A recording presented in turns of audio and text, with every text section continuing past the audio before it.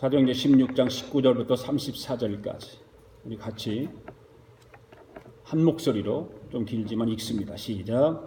여종의 주인들은 자기 수익의 소망이 끊어진 것을 보고 바울과 실라를 붙잡아 장터로 관리들에게 끌어갔다가 상관들 앞에 데리고 가서 말하되 이 사람들이 유대인인데 우리 성을 심히 요란하게 하여 로마 사람인 우리가 받지도 못하고 행하지도 못할 풍속을 전한다 하거늘 무리가 일제 일어나 고발하니 상관들이 옷을 찢어 벗기고 매로 치라 하여 많이 친 후에 옥에 가두고 간수에게 명하여 든든히 지키라 하니 그가 이러한 명령을 받아 그들을 깊은 옥에 가두고 그 발을 착고에 든든히 채워두니 한밤중에 바울과 실라가 기도하고 하나님을 찬송하며 죄수들이 듣더라. 이에 갑자기 큰 지진이 나서 옥터가 움직이고 문이 곧 다 열리며 모든 사람의 매인 것이 다 벗어진지라.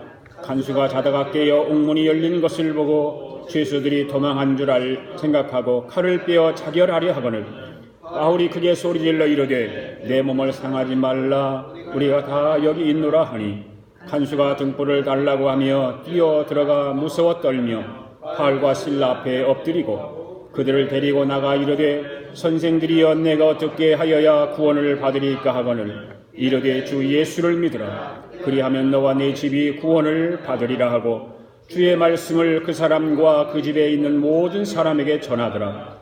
그 밤 그 시각에 간수가 그들을 데려다가 그 맞은 자리를 씻어주고 자기와 그 온 가족이 침례를 받은 후 그들을 데리고 자기 집에 올라가서 음식을 차려주고 그와 온 집안이 하나님을 믿음으로 크게 기뻐하니라. 아멘. 앉으시면서 오늘도 하나님의 은혜를 받기를 원합니다. 인사하면서 앉으시기 바랍니다. 여러분 한 주 동안 잘 지내셨습니까? 한 주간 동안 여러분들이 살아가면서 세상적인 가치관들과 여러분 안에 있는 그 거룩한 성령의 법과 싸워 이기느라 얼마나 수고를 많이 하셨습니까? 우리가 살고 있는 이 세상의 가치관들이 믿음으로 살아가려고 하는 신앙인들을 끊임없이 붙잡고 있습니다. 거룩하게 살아가지 못하도록 방해합니다. 이 시대에 성령에 붙잡히고 사명에 붙잡히고 사랑에 붙잡혀 승리하시고 오늘 예배 자리에 나오신 여러분을 진심으로 축복합니다. 오늘도 말씀을 들으면서 아직도 여러분을 메고 있는 각종 사슬들이 있다면 오늘 말씀을 듣는 가운데 끊어질 줄 믿습니다. 그 사슬에서 풀어질 줄 믿습니다. 그래서 하나님의 은혜에 붙잡히는 성도들이 될 줄 믿습니다. 엊그제 뉴스를 보니까 전직 대통령이었던 전두환 씨의 둘째 아들 재용 씨라고 하는 사람과 처남 이창석 씨가 탈세 혐의로 지난해 벌금을 40억 원을 받았는데 납부를 하지 않습니다. 납부 기한이 지나도록 벌금을 내지 않으니까 검찰이 두 사람을 불러다가 강제 노역장에 유치를 시킵니다. 일을 시키는 거죠. 그런데 하루 일당이 여러분들 아시다시피 400만 원이라고 돈입니다. 하루 일당이 400만 원. 나는 이런 소리를 듣고 참 어이가 없다 그런 생각을 합니다. 그들의 아버지와 그들의 매형이죠. 전두환 씨는 부정축제 혐의로 감옥에 갔다가 특별 사면을 받아서 석방된 적도 있습니다. 기자들이 특별 사면을 받고 석방을 하는 그 전두환 씨에게 감옥이 어땠느냐고 물었습니다. 그러자 전두환 씨가 뭐라고 대답을 했을까요? 여러분 감옥에는 가지 마십시오. 이렇게 대답을 했습니다. 왜 그러한 말을 했을까요? 감옥은 너무 힘든 곳이기 때문일 것입니다. 여러분 감옥은 범죄한 사람들만 가는 곳입니다. 그리고 감옥은 처벌을 하기 위해서 보내지는 것이 아니라 인간 교화를 목적으로 감옥에 보내지는 것입니다. 그런데 어떤 사람은 감옥에 갔다 오면 진정으로 교화가 되어서 나오기도 하지만 대부분의 감옥 생활을 하고 나오는 사람들은 교화가 되어서 나오는 것이 아니라 그 안에서 새로운 범죄 수법을 배워가지고 나온다고 합니다. 이러한 현실들을 안타깝게 여기던 중에 한국 교회가 종교 교도소를 설립하겠다는 마음을 가지고 추진을 한다고 합니다. 아무리 흉악한 범죄를 저지른 사람이라도 기독교에서 운영하는 교도 생활을 하면 그 교도 생활을 통해서 좀 사람이 변화되기를 원하는 마음이겠죠. 완전한 교화되기를 원하고 예수 그리스도의 복음을 통해서 사람들을 변화시키고 새로운 사람으로 거듭나게 해서 인생을 새롭게 살아가도록 하기 위해서입니다. 16장에 있는 말씀들은 바울이 아시아에서 복음을 전하지 못하고 환상을 통해서 유럽 마게도니아 지역의 첫 성인 빌립보에 이르렀을 때에 며칠 후에 안식일에 기도처를 찾다가 강가에 모여있는 여자들에게 복음을 전하는 일을 합니다. 그때 두아디라 성에 자주장사했던 루디아가 복음을 듣고 예수 그리스도를 영접합니다. 그래서 루디아라고 하는 여인은 유럽 최초의 하나님의 성도가 됩니다. 그리고 그녀의 집을 중심으로 빌립보 교회가 탄생됩니다.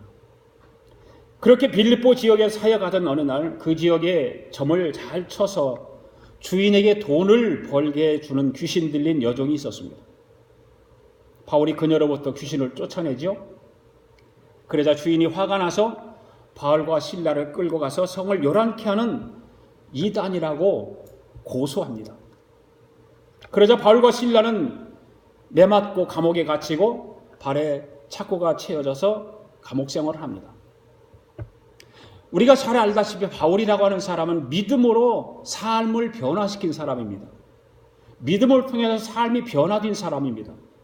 바울의 이러한 신앙의 모습이 오늘 우리에게도 큰 교훈을 주고 있다는 사실은 저나 여러분이나 다 알고 있는 사실입니다. 그래서 바울의 신앙을 본받기를 원하고 제2의 예수 그리스도라고 하는 이름까지 붙여질 정도로 바울의 신앙은 놀라운 것이죠. 그래서 수많은 목회자들이 바울을 닮기를 원하는 거예요. 바울같이 신앙생활을 하기를 원하고 바울같이 목회를 하기를 원하고 바울같이 복음을 전하기를 원하면서 주어진 사명을 감당하고 있는 것입니다. 오늘도 증인들의 이야기 쉬운 두 번째 말씀을 통해서 한밤중에 일어난 기적이라는 제목으로 말씀을 강의하도록 하겠습니다. 오늘도 하나님 말씀을 통해서 들려주시는 은혜의 말씀을 우리 함께 정신을 바로 하시고 말씀이 경청하실 수 있기를 바랍니다. 첫 번째로 하나님의 사람들을 핍박하는 사람들이 있습니다. 19절과 20절 말씀을 읽습니다. 시작. 여종의 주인들은 자기 수익의 소망이 끊어진 것을 보고 바울과 실라를 붙잡아 장터로 관리들에게 끌어갔다가 상관들 앞에 데리고 가서 바라되 이 사람들이 유대인인데 우리 성을 심히 요란하게 하여 로마 사람인 우리가 받지도 못하고 행하지도 못할 풍속을 전한다 하거늘. 아멘. 사도 바울이 점치는 귀신 들린 여인을 예수 그리스도의 이름으로 물리쳐주고 고쳐줍니다. 이 귀신 들려서 점을 치는 여인은 귀신의 힘을 빌려서 점을 쳐서 주인을 부자로 만들어 주었는데 귀신이 떠나가자 더 이상 점을 칠 수가 없게 된 것입니다. 그러자 이 여종을 통해서 이익을 챙겼던 주인이 가만히 있을 리가 없죠. 그래서 바울과 실라를 붙잡아서 관원들에게 끌고 갑니다. 그리고 터무니없는 두 가지 사실로 바울과 실라를 고소합니다. 그 두 가지 고소 내용이 뭐냐면 유대인으로서 우리 성을 심하게 요란하게 했다는 것입니다. 여러분, 바울과 실라가 심하게 요란하게 했다고 하는 것은 무엇일까요? 그들이 무슨 구판을 벌린 것도 아니고 음악을 틀어놓고 노래를 크게 부르는 것도 아니고 무슨 술을 많이 마시고 술 취해가지고 술주정뱅이 같이 소리를 고래고래 지르는 것도 아닙니다. 단 복음을 전하기 위해서 예수 믿으라고 노방전도하고 다니면서 말한 것뿐입니다. 그런데 이 사람들은 성을 심히 요란하게 했다는 거죠. 그 다음에 두 번째는 뭐냐면 로마 사람인 우리가 받지도 못하고 행하지도 못하는 풍속을 전한다는 것입니다. 그 말은 당연한 말일지도 몰라요. 로마 사람들은 바울과 실라가 전하는 복음에 대해서 알지도 못하고 듣지도 못하고 그런 것이기 때문에 그대로 살아갈 수가 없는 사람들입니다. 그래서 이해하지 못해서 한 말일 것입니다. 이 예수 그리스도의 생명의 복음을 전파하는 바울과 실라를 귀하게 여기지 않고 고소한 것은 참으로 안타까운 일이죠. 자기들의 기쁜 소식을 전해주었고 구원의 소식을 전해준 그 두 사람을 고소했다고 하는 건 참으로 안타까운 것입니다. 우리는 여기서 바울과 실라를 고소하고 핍박하는 사람들의 영적인 무지함이 어떤 것인가를 보게 됩니다. 영적으로 무지하면 이런 일을 저지르게 되어 있습니다. 교회 다닌다고 해서 영적으로 다 풍성할까요? 예수 믿는다고 다 영적으로 정말 완전할까요? 여전히 교회 다니고 예수 믿는 사람들 가운데서도 영적으로 무지한 사람들이 있다는 거예요. 그래서 영적으로 무지하게 되니까 바울과 실라가 전하는 그 복음에 대해서 딴지를 거는 것입니다. 그들은 귀신 들린 여종이 벌어다 주는 눈먼 돈을 너무 좋아했죠. 자기들은 가만히 있는데 이 귀신에 들려서 점치는 여자가 돈을 벌어다 주니까 얼마나 좋습니까? 자기들은 일하지도 않고 편히 룰룰랄라 하면서 편하게 쉬면서 얻어지는 돈이니까 참 좋은 것입니다. 참 귀하게 여겼습니다. 그러면서 바울과 실라가 전파하는 생명의 복음은 쓸데없는 하나의 풍속으로 생각합니다. 돈의 눈이 어두워지면, 물질의 눈이 어두워지면 복음이 들리지 않지요. 생명의 복음이 전혀 들어오지 않습니다. 그리고 생명의 복음을 성을 요란하게 하는 쓸데없는 소리로 여기는 것입니다. 헛소리 한다. 쓸데기 없는 소리 한다. 이런 말을 하죠. 이런 판단들은 하나님을 알지 못하고 물질의 노예가 되어서 살아가는 사람들의 전형적인 모습인 것입니다. 하나님을 알지 못하는 사람들은 다 거의 비슷비슷합니다. 여러분, 바울이 전하는 생명의 복음인 것을 믿습니까? 바울이 전하는 복음은 생명의 복음이에요. 예수 그리스도의 생명의 복음이에요. 오늘 우리가 분명하게 알아야 할 것은 예수 그리스도를 믿음으로 생명의 복음을 전파하고 듣는 것을 더욱 보람되고 값진 것으로 알아야 된다 그 말입니다. 생명의 복음을 전하는 일이 얼마나 보람된 일인가? 생명의 복음을 전하는 일이 얼마나 값진 것인가?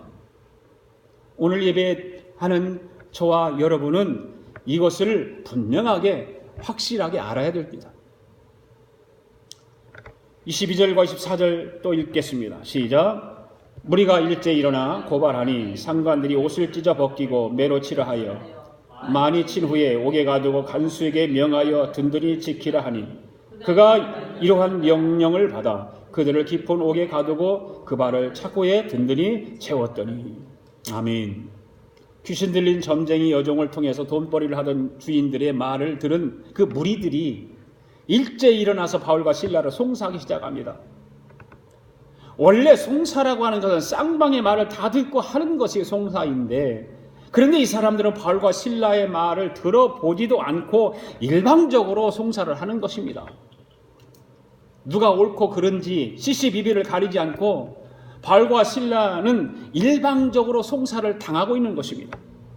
그래서 무리들의 일방적인 그 송사를 받은 그 상관들은 어떻게 합니까? 바울과 실라의 옷을 찢습니다.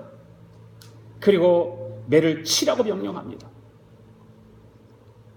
그리고 발에 착고를 채워서 감옥에 가두고 든든히 지키라고 명령을 합니다. 여러분, 발에 착고를 채우고 깊은 감옥에 가두는 것은 아주 중한 죄를 지은 사람에게나 그렇게 하는 것입니다. 그런데 바울과 실라가 무슨 중한 죄를 졌습니까? 사람을 두드려 팬 것도 아니고, 사람의 목숨을 해한 것도 아니고, 남의 것을 도둑질한 것도 아니고, 사기친 것도 아니고, 하나님의 생명의 복음을 전한 것 뿐인데 이들은 발에 착고를 채우고 깊은 감옥에 바울과 실라를 가둔 것입니다. 바울이 한 일이라고 하는 것은 단지 복음을 전파하고 귀신 들려서 점을 치고 있는 그 여종을 치유해 준 것뿐입니다. 그런데 매를 맞고 착고에 채워져서 깊은 감옥에 들어가게 된 것은 복음 전파를 방해하는 사탄 마귀의 그 위력이라든가 사탄 마귀의 그 방해 작전이 얼마나 교묘한가를 우리는 압니다. 성경을 보고 기독교 역사를 보면 다 그때나 지금이나 그 복음을 전하는 그곳에는 항상 마귀의 방해가 있었다는 겁니다. 구약시대에도 예수님 오시기 전에 구약시대에도 마귀의 방해가 있었고 예수님이 오신 그 당시에도 마귀의 방해가 있었고 예수님이 십자가에 죽으시고 하늘로 올라가신 지금 시대에도 신약시대에도 성령시대에도 마귀의 방해는 복음이 전파되는 곳에는 지금도 있다는 거죠. 수많은 선교사들이 선교지에 가서 복음을 전하기 위해서 선교지에 가서 복음을 전합니다. 그러나 그 선교사들의 이야기를 들어보면 순탄하게 그들이 복음을 전하는 것이 아니라 사탄 마귀의 방해는 여전히 심하게 일어나고 있다는 것입니다. 생명의 복음을 전파하다가 목숨을 잃은 수많은 복음 전파자들도 있습니다. 생명의 복음이 전파되는 일에 왜 그렇게 수많은 사단의 방학이 있을까요? 왜 그렇게 복음이 전파되는 곳에는 마귀 역사가 그렇게 강할까요? 그것은 생명의 복음이 전파되고 하나님의 나라가 확장되어지는 것을 사탄 마귀들은 싫어합니다. 왜 그럴까요? 자기들의 영역이 좁아지기 때문에. 자기들의 활동 영역이 좁아진다는 것을 우리는 알아야 되는 거예요. 그래서 사단 마귀는 지금도 하나님의 사람들을 핍박하고 있다는 사실을 우리는 기억해야 됩니다. 여러분들이 복음을 들고 나가서 복음 전파하는 일을 감당하게 되면 그 사역에 반드시 사탄 마귀의 방해가 있습니다.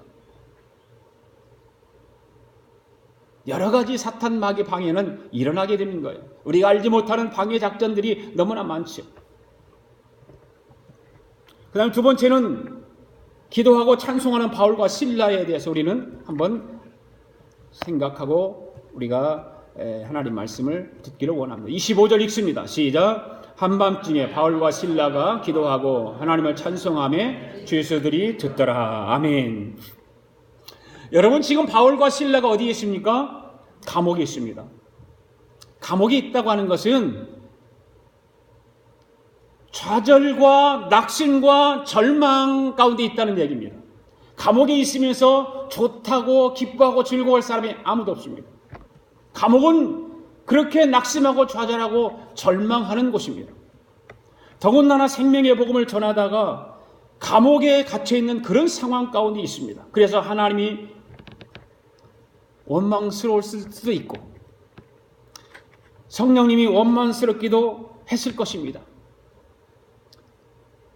왜 복음을 내가 전하는데 왜 나를 감옥에 집어넣었을까?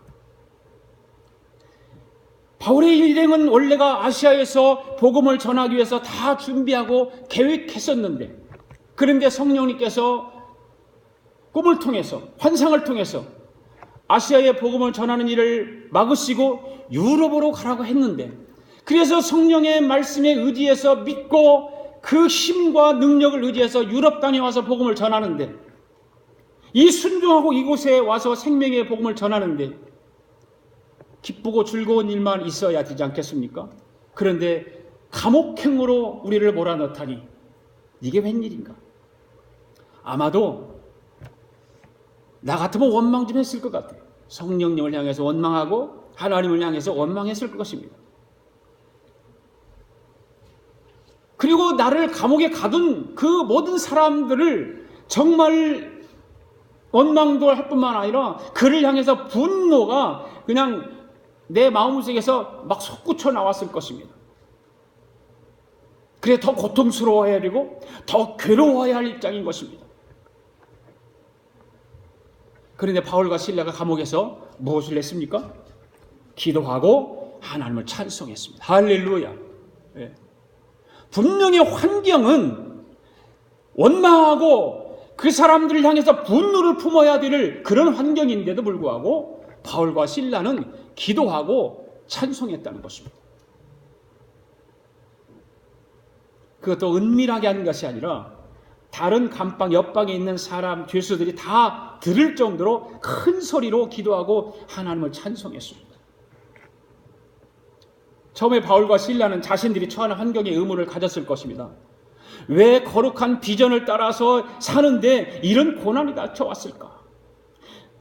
그들은 이 문제에 대해서 아마 두 사람이 감옥에 앉아서 있으면서 대화도 나눴을 가능성이 있지 않겠습니까? 실라는 바울 형님이라고 그랬든지 선생님이라고 그랬든지, 형님, 왜 우리를 하나님이 이렇게 감옥에 집어넣었을까요? 너도 그렇게 생각하냐? 실라야? 나도 그렇게 생각하는데 왜 하나님이 우리를 유럽 땅에 보내놓고 왜 우리를 감옥에 집어넣었을까? 아마 이런 대화를 나눴을 가능성이 있지 않겠습니까? 그런데 그런 대화를 나누다가 고난 중에 펼쳐진 하나님의 뜻과 섭리를 발견하게 되는 거죠. 그래서 기도가 튀어나오고 찬송이 나오는 거예요. 아니면 감옥에 들어간 때부터 기도했는데 그 기도가 점점 뜨거워져서 터져 나오는 찬양을 억누를 수가 없었던지, 두 가지 중에 하나겠죠.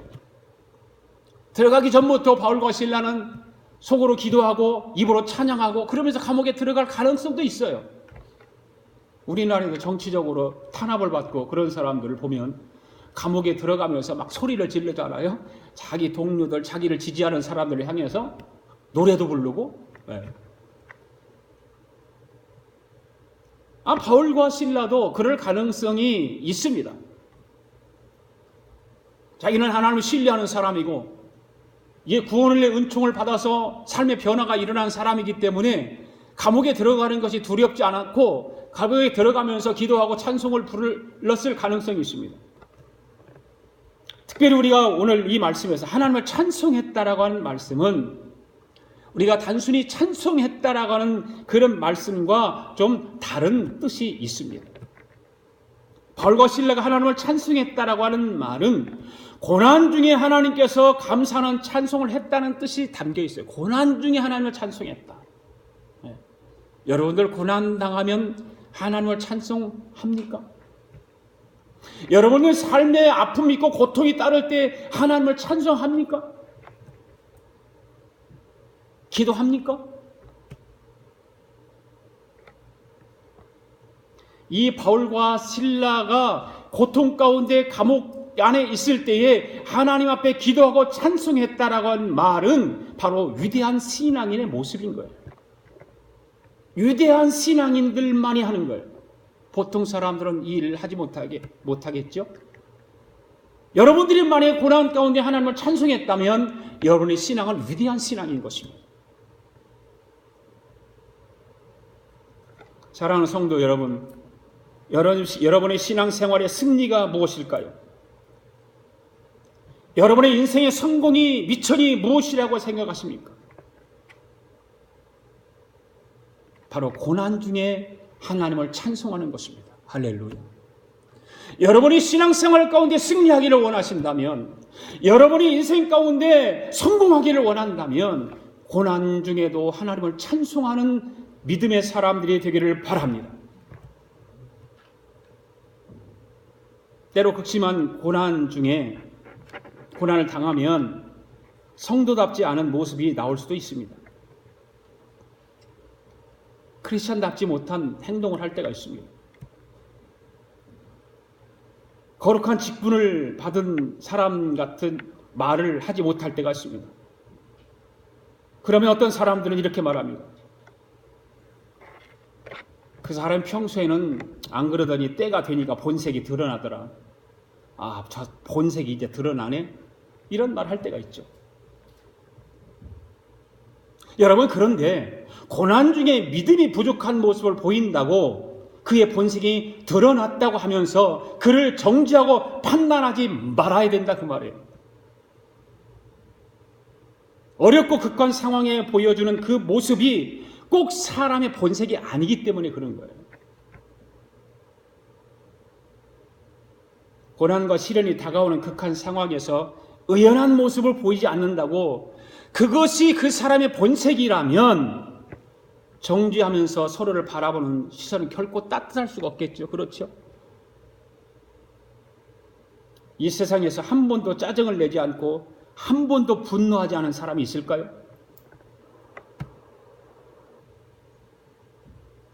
아마 없을 거요. 아내를 향해서 남편을 향해서 한 번도 짜증내지 않고 분노하지 않은 사람이 있나요? 부모를 향해서 짜증낸 말을 해보지 않은 사람이 있나요? 자녀를 향해서 짜증낸 말을 하지 않는 부모가 있나요? 아마 저를 보면 아마 없을 것이다.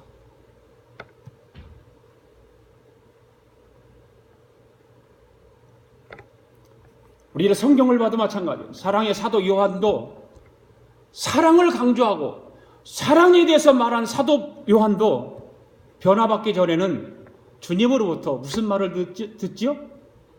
우리의 아들 보아너게라고 하는 말을 들어요. 보아너게라고 하는 건 우리의 아들이라는 그런 뜻을 가지고 있습니다. 주님 앞에서 화를 벌떡벌떡 내던 바로 그 사람입니다. 사람은 누구나 부족한 모습을 노출할 수 있습니다.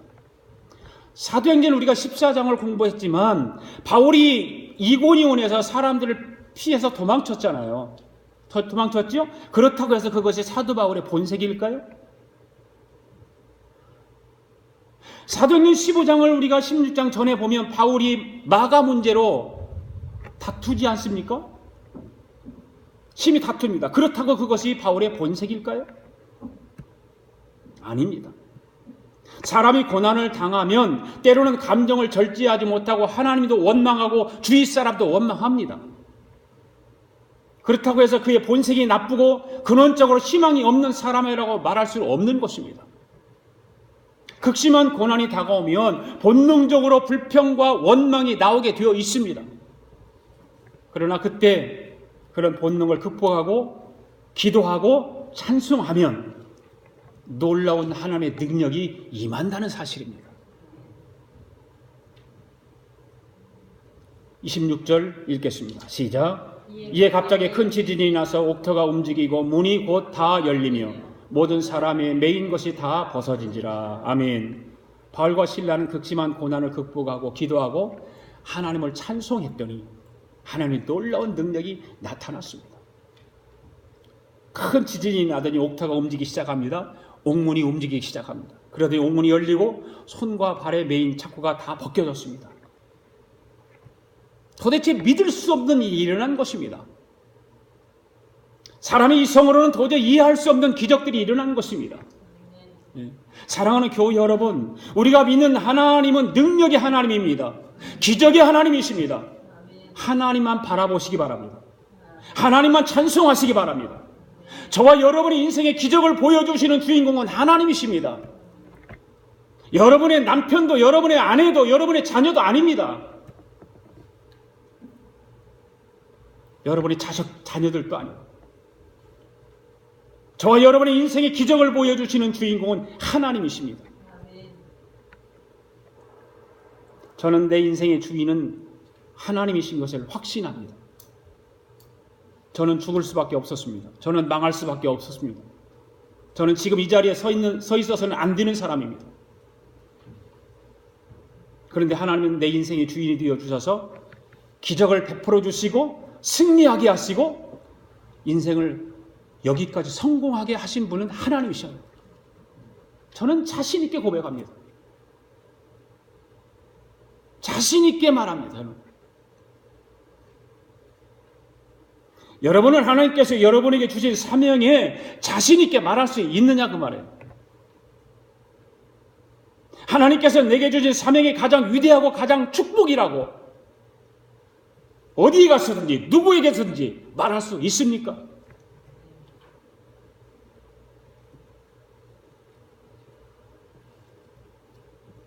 바울과 실라가 처참한 감옥에서 기도하고 하나님을 찬송하는 그들의 믿음을 하나님은 보셨을 거예요. 아멘. 하나님은 보고 계시거든요. 우리 눈에는 안 보이는 하나님이신데 하나님은 보고 계신다고요. 그 하나님은 속일 수가 없어요. 얄팍한 저와 여러분의 그 마음 가지고 하나님을 속이려고 생각 아예 하지 마세요.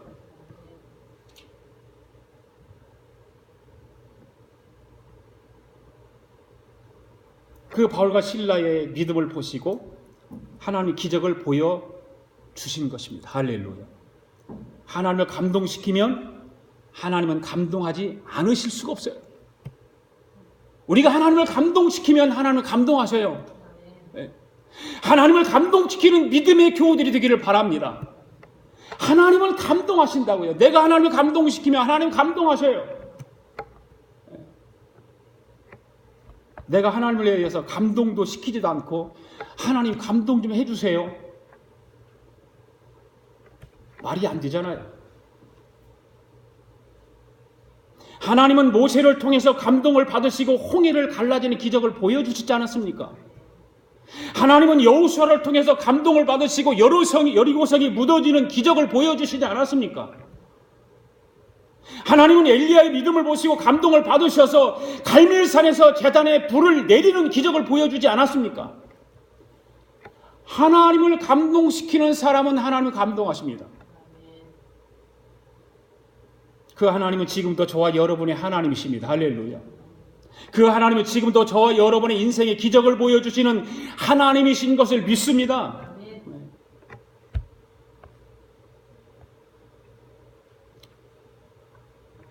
자, 바울의 사역을 통해서 그 감옥 생활에서 일어난 기적들을 통해서 간수들이 구원받고 기뻐하는 모습을 우리는 봅니다. 27절부터 34절까지 내용의 말씀인데요. 27절과 28절만 읽습니다. 시작. 간수가 자다가 깨어 옥문들이 열린 것을 보고 죄수들이 도망한 줄 생각하고 칼을 빼어 자결하려 하거늘 바울이 크게 소리질러 이르되 내 몸을 상하지 말라 우리가 다 여기 있노라 하니. 아멘. 실제로 바울과 실라가 하나님을 찬송하자 지진이 나고 옥문이 열리고 차고가 깨졌습니다. 그때 옥문 열린 것을 보고 죄인들이 도망한 줄 알고 간수가 자결하라고 합니다. 그때 바울이 말하죠. 내 몸을 상하게 하지 말라. 우리가 여기 있다. 그대로 있어. 그런 말을 듣고 간수가 감격합니다. 바울과 실라 앞에 무릎 꿇습니다. 그러면서 하는 말이 이제 우리가 어떻게 해야 구원을 얻을 수 있습니까? 라고 질문을 하죠. 바울에게. 그때 바울이 선포합니다. 본문 31절 보십시오. 가로되 주 예수를 믿으라. 그리하면 너와 내 집에 구원을 얻으리라. 할렐루야. 어떻게 해야 우리가 구원을 얻을 수 있냐라고 질문했을 때 주 예수를 믿어라. 그리하면 너와 내 집에 구원을 얻으리라. 그때 그 간수와 가족들이 다 하나님을 믿게 되었고 구원받았습니다. 할렐루야. 얼마나 놀라운 극적인 변화인 것입니다. 변화입니까? 여러분, 바울과 실라를 묶었던 흑암의 세력이 무릎을 꿇은 가장 큰 이유는 무엇일까요? 바로 바울과 실라가 밤중에 감옥 안에서 하나님을 찬송을 했기 때문에 그렇습니다. 그들은 고난의 밤에 간절히 기도하고 그 기도를 찬송으로 마쳤습니다. 그러면서 아마 하나님, 이제 하나님 뜻대로 하여 주시기를 원합니다. 나를 죽이셔도 좋고 나를 살리셔도 좋습니다. 다만 하나님께서 이 일로 인해서 영광만 받으시면 좋겠습니다. 네. 그리고 나라와 권세와 영광이 아버지께 영원히 싸움나이다. 아멘. 기도했을 거예요. 네. 복음 전하다가 감옥에 들어온 바울과 실라가 무슨 기도를 했겠습니까? 우리를 여기서 풀러달라고 기도했을까요? 아니에요. 바울의 신앙을 봐서는 절대 그런 기도를 하지 않았어요. 그렇게 극심한 고난 중에 드리는 밤중의 찬송은 하나님의 능력이 통하는 통로였다는 거예요. 할렐루야. 예. 여러분, 참된 믿음이 무엇일까요? 캄캄한데 인생의 밤중에 하나님을 찬송하는 것입니다. 어둡고 캄캄한 앞이 꽉 막혀 있는데 인생에 풀어주는 것, 환하게 밝혀주는 것은 하나님을 찬송하는 것입니다. 그래서 여러분 밤중에 찬송하는 연습을 많이 하십시오. 미리 마음의 준비를 하십시오. 인생이 항상 순탄하게만 펼쳐지는 것은 아니기 때문에 그렇습니다. 그때를 대비해서 찬송을 많이 연습하십시오. 때로 하나님은 어려운 시험을 문제를 낼 때도 있습니다. 그때 밤중에 찬송으로 그 문제를 잘 극복하면 더 큰 축복이 주어질 줄 믿습니다. 이 바울과 실라는 그 중에서도 그런 어려운 가운데서도 하나님을 찬송하면서 복음 전하는 기회를 놓치지 않았어요. 감옥에서. 놓치지 않습니다. 그렇습니다. 예수 믿는 사람은 전도할 수 있는 준비가 되어 있어야 됩니다. 언제 어디서든지 구원을 요청하는 사람 앞에서 예수 그리스도를 증거할 수 있는 준비가 되어 있어야 합니다. 여러분들은 예수 그리스도를 증거할 수 있는 그 복음의 메시지를 준비하고 있습니까? 누가 여러분에게 구원의 요청이 온다면 그를 향해서 예수 그리스도의 복음을 증거할 수 있는 그 복음의 메시지가 준비되어 있느냐 그 말이에요.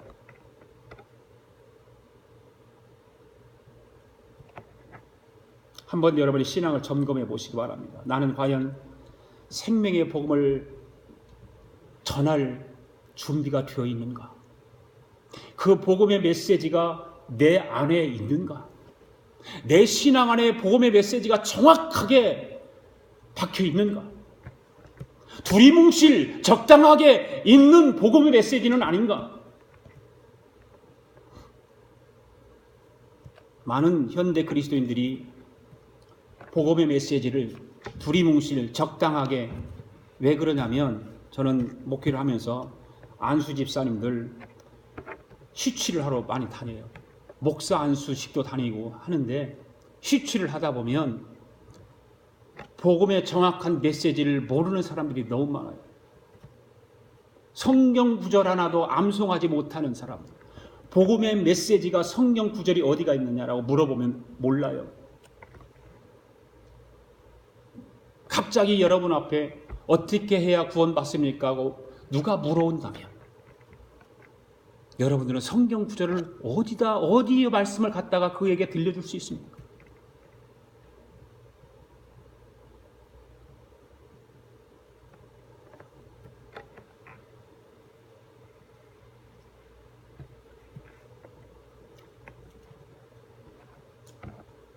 여러분이 전하는 생명의 복음은 영혼도 구원하지만 그의 가정도 구원한다는 사실을 믿으십시오.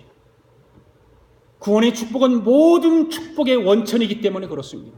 구원의 길에 들어서면 다른 길도 열리게 되어 있습니다. 문제가 해결되면 다른 문제도 해결되게 되어 있습니다. 구원을 통해서 얻어지는 구원은 놀라운 능력의 원천이기 때문에 그렇습니다. 마귀가 무섭게 공격해도 구원을 통해서 얻어지는 믿음이 견고하면 마귀가 한 길로 왔다가 7길로 도망가는 것입니다.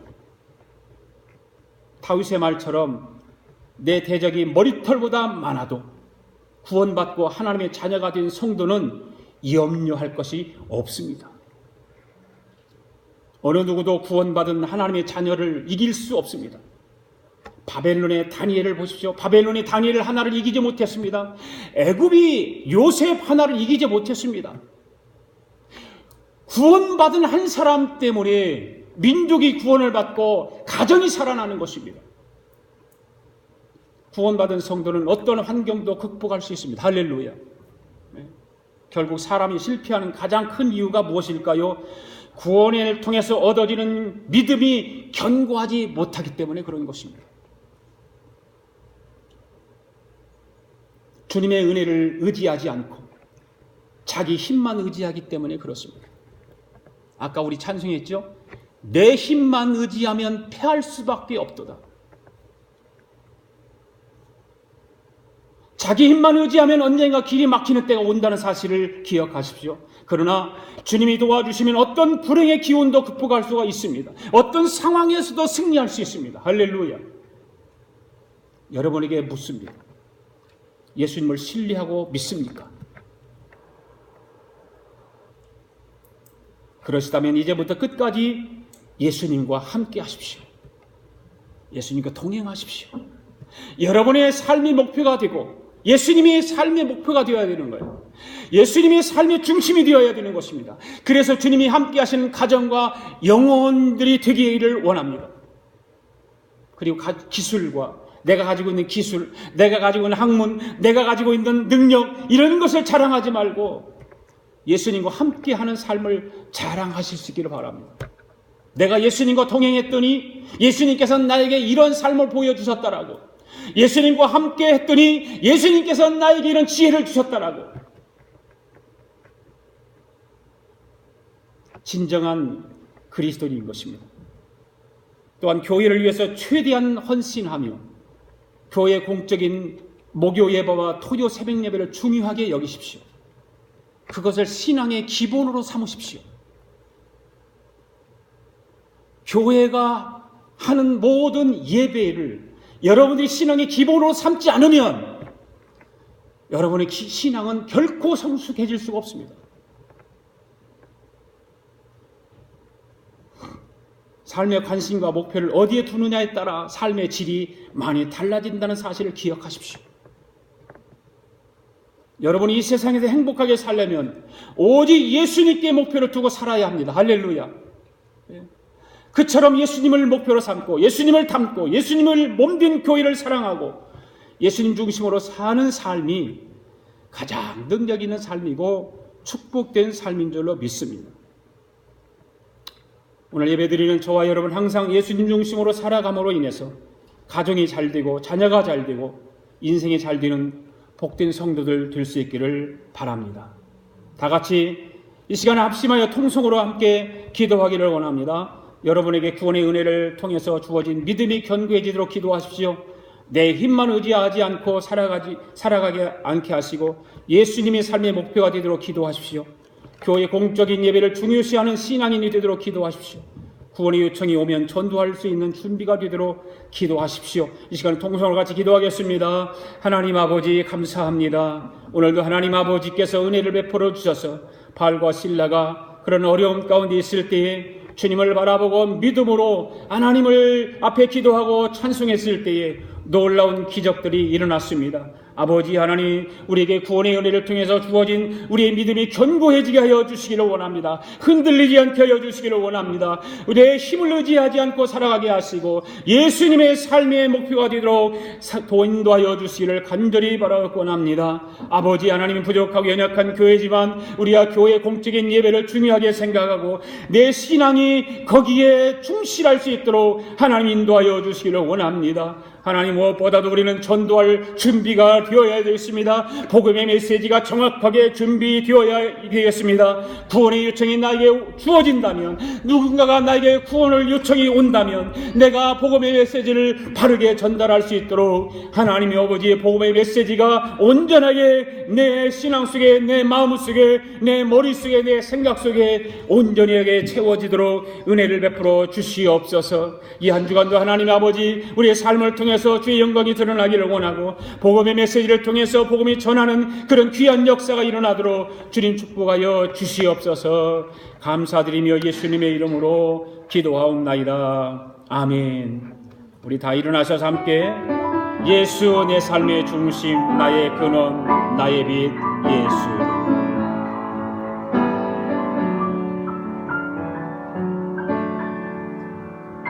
예수 내 삶의 중심, 나의 근원, 나의 빛 예수. 예수 내 삶의 중심, 나의 소망, 내 노래 예수. 내 맘에 타오르는 불이 항해의 바람, 내 삶의 이유 되시는 예수. 예수 나의 인도자. 예수 나의 인도자, 나의 비전, 나의 길, 예수. 내 맘에 타오르는 불, 이 항해의 바람, 내 삶의 이유 되시는 예수. 예수 내 삶의 중심, 예수 내 삶의 중심, 나의 근원, 나의 빛,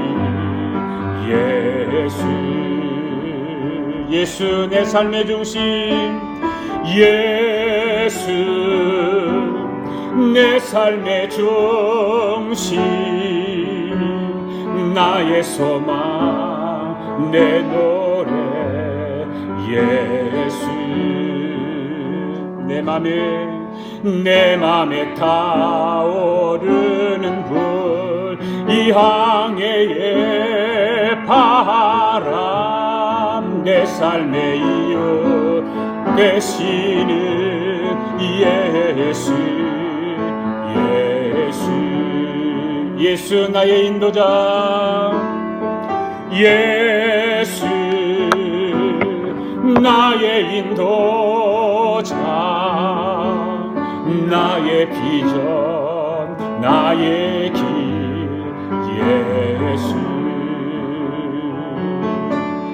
내 맘에 타오르는 불, 이 항해의 바람, 내 삶의 이유 되시